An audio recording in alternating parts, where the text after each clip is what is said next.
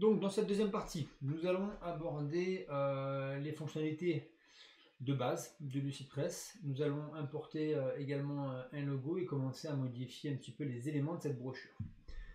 Alors, je partage à nouveau mon écran et je vous laisse en full screen pour pas vous empêcher de voir tout l'écran. Alors, ici, quand je sélectionne une zone, donc je peux voilà, modifier. Modifier quoi? Modifier ici le texte, ok. Modifier les intervalles d'espace entre les lignes, donc l'intervalle, les puces s'il y en a, les espacements, donc j'en ai parlé. En fait, là, ici on a des styles de paragraphes qui sont prédéfinis ou des espacements, voilà, entre les lignes.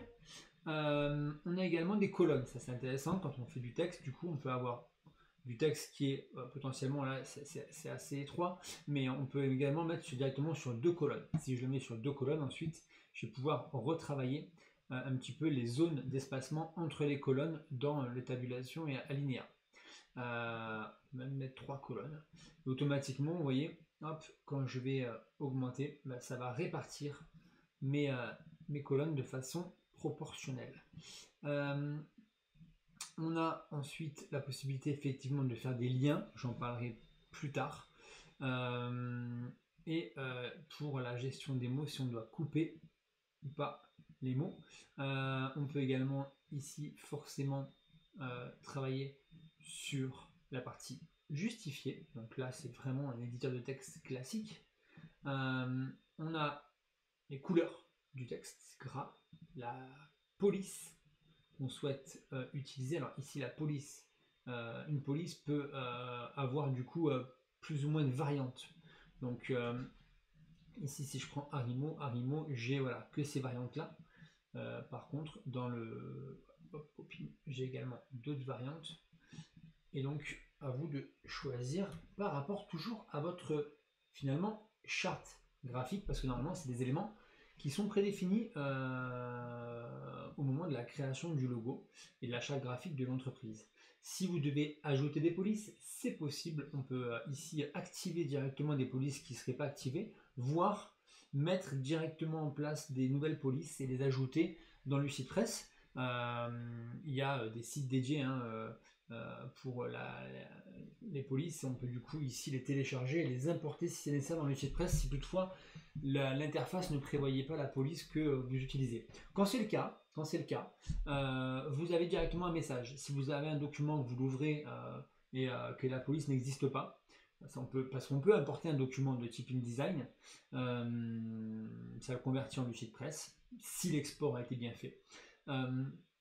Et du coup, même si un collaborateur a travaillé sur une version de Lucidpress avec une police que vous n'aviez pas, quand vous l'ouvrez, il va vous dire la police qui est manquante. D'accord ? Donc voilà.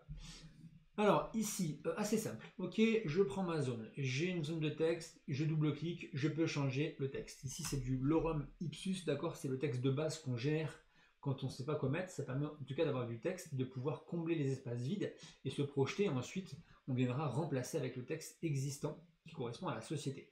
Donc je double-clique, je peux éditer mon texte, parfait. Je clique simple, j'édite la zone, je peux la déplacer. Et je peux ensuite la modifier de bas en haut à droite, hop, etc. Dès que je déplace, il va calculer. Il va calculer en fait les choses par rapport aux éléments existants. Donc ça c'est intéressant parce que hop, pour modifier une zone, tu vois, si je veux venir ici l'agrandir, lui en fait il va se calquer. Et première chose, regardez, qui est intéressante, il va se calquer par rapport à des guides. Ok. Alors le guide c'est quoi? C'est une notion qui est importante. Il est affiché, il est là. Guide, afficher les guides. Si je les masque, ils y sont plus. Afficher les guides, ils y sont. Et les guides, en fait, c'est intéressant parce que ça permet de s'aligner.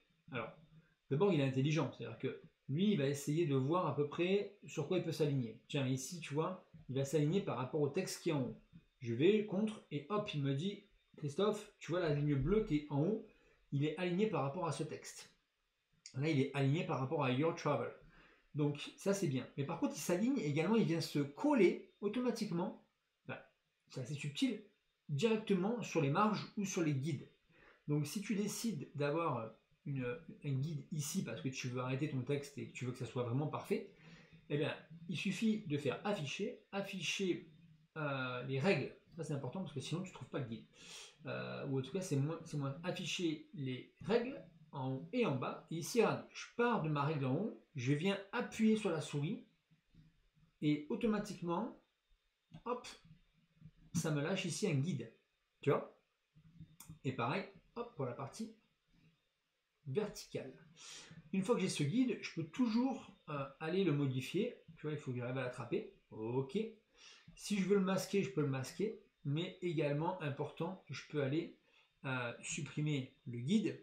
D'accord? Voire verrouiller un guide. Alors, je ne sais plus où c'est, mais empêcher la suppression. Je vais regarder, mais il y a la possibilité également de verrouiller les guides pour plus qu'on ait guide de verrouillage.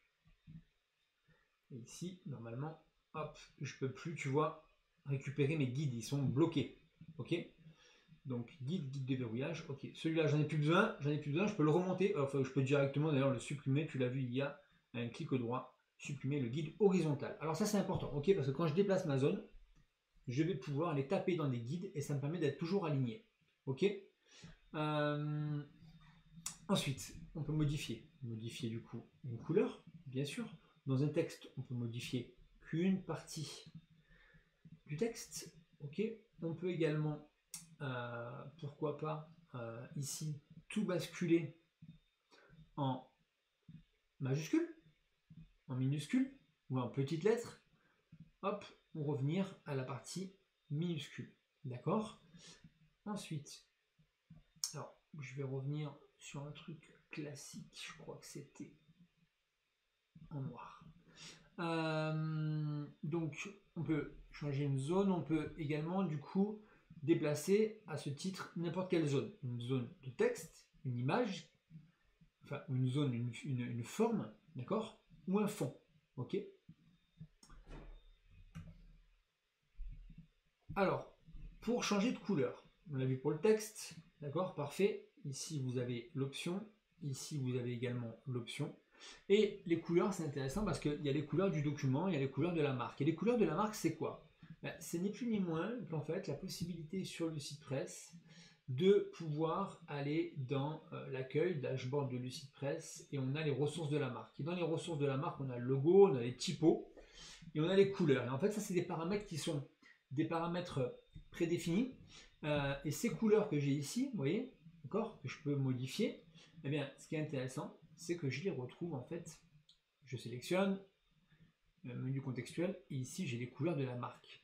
Donc à disposition en fait, j'ai vraiment les couleurs que j'utilise le plus, ok, et qui sont les codes couleurs utilisés par la marque, codes couleurs qu'on a vu dans la première partie, qu'on peut retrouver sur les palettes avec lesquelles j'ai pu définir les différentes couleurs à partir d'un logo. Ok, donc ça c'est assez simple.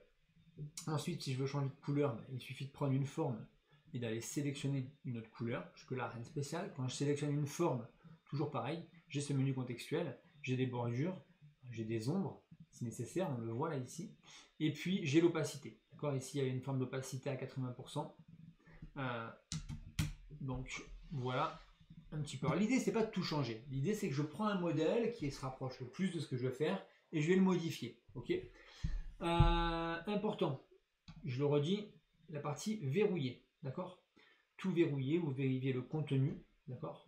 Donc ici, j'ai verrouillé le calque, pas du tout, j'ai verrouillé ici, hop. Voilà, quand je fais tout verrouiller, en fait, ça verrouille ce qui est sélectionné. Donc, je ne peux plus le bouger, d'accord? Ça m'évite de faire des bêtises et de revenir. Je peux également sélectionner plusieurs choses, c'est important. Si je dois déplacer tout ça, parce qu'ici, vous voyez, il y a un élément, un deuxième, un troisième, etc. Donc j'ai le fameux CTRL, SHIFT pour modifier. Je peux faire une zone de sélection. Je viens sélectionner plusieurs éléments. Et c'est un peu comme tous les logiciels. Je peux faire un clic droit et je peux faire grouper. Comme ça, je peux grouper des éléments. Ok. Et si je n'en ai pas besoin, je peux dégrouper mes éléments et qui se transforment en plusieurs zones. Ok. Donc on est pas mal, on a vu les guides, on a vu les zones, on a vu les couleurs. Intéressant également ici. Alors ici j'ai du texte et ici j'ai du texte. Et c'est une brochure. Et je me dis, C'est peut-être pas le cas ici, mais c'est pas grave. Quand ça c'est rempli, je voudrais bien que ça aille automatiquement ici. Ok. Pour les besoins, regarde, je vais faire hop, un CTRL-C, CTRL-V, comme ça je duplique ma zone, ça je le mets là, ça je le mets là, je double-clique, CTRL-A, pour tout sélectionner, et je vide, ok. Et regardez ici, j'ai un petit symbole, un petit plus, et quand je clique dessus, je peux le faire, excusez-moi, hop, ça c'est pas, c'est ce petit symbole là, la petite flèche, quand je clique dessus, je peux le faire pointer vers une autre zone de texte, ici par exemple. Et là, qu'est-ce qui se passe? Ben, c'est que si je continue à sélectionner, je fais un copier-coller, du texte, il s'affiche ici. Alors, on ne le voit pas forcément, c'est noir sur noir. Mais si je le mets en blanc, il suffit du coup de continuer à taper et ça va automatiquement venir sur la zone d'à côté. Et ainsi de suite. Si là ensuite je dois aller vers une autre zone, il suffit que je fasse des liens. D'accord? Donc ça, ça peut être efficace. Surtout quand je fais un magazine, pourquoi pas. Ça peut me permettre d'aller beaucoup plus vite dans la gestion du coup des zones de texte et que tout reste cohérent sans que j'ai à couper, coller, copier, etc. Là, dès que ça sort de ma zone, ok, ça va automatiquement se positionner sur la zone d'à côté à partir du moment où les deux zones sont reliées. Ok. Et là, ça me dit un petit plus parce qu'en fait, il y a encore du texte. Et parfois, le texte s'affiche pas parce que du coup, ma zone n'est pas assez grande. Ok, regardez ici, hop, il y avait encore pas mal de texte. Et donc, il m'avertit, il me dit, Christophe, attention, tu as encore du texte. On va aller ici, hop, je vais en enlever, bah non, c'est bon, je pense que ça le fait. Hop, je vais revenir, voilà. Et là, si je venais ici, j'aurais un petit plus parce qu'il me dit, attention, tu masques du texte. Donc, changement de couleur, on a vu pour la partie guide, on a vu pour transférer un texte directement d'une zone à une autre. On a vu les codes couleurs également qu'on peut paramétrer par défaut. On a vu les zones avec des opacités, d'accord. Ensuite, on peut effectivement ici sur une zone, on a différentes options, d'accord, qui sont assez simples, d'accord. C'est celle de redimensionner. Alors sur une forme, ça se fait automatiquement quand on prend un angle, ok. Si vous prenez largeur, longueur, non, pas proportionnel, mais si on prend un angle, c'est proportionnel. Donc on n'écrase pas, attention. Et ici, on a, comme sur un slide, le fait de pivoter. Tout ça, on le retrouve de toute façon ici dans le menu contextuel. D'accord? Donc je vais revenir en arrière. Voilà. Si on veut être ultra précis, on a également ici la position. D'accord? XY. Donc vraiment là, je peux être au millimètre pour ajuster mes contenus. Voilà un petit peu de façon un peu plus détaillée, puis ensuite on va commencer à modifier tout ça. Ok,